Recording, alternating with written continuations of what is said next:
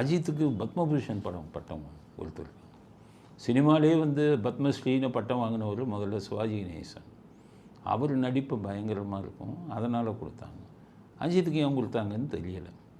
ஆனால் இவங்க திமுக அவங்க சர்க்கிள் என்ன சொல்கிறாங்க, நாங்கள் தான் 3 பேரை முன்மொழிந்தோம், அதில் அஜித் பேரையும் நாங்கள் தான் முன்மொழிந்தோம்.